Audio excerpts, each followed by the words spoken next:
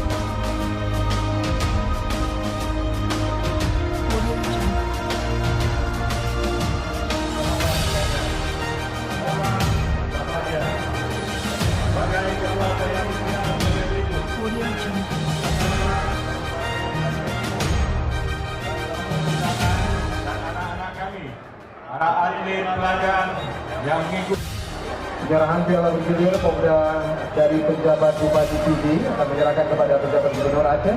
Kasihan kalau Bapak Ibu masih berdiri di sana, tidak akan bisa mulai. dapat terbentuk masih belum kondusif ya Bapak Ibu sekalian.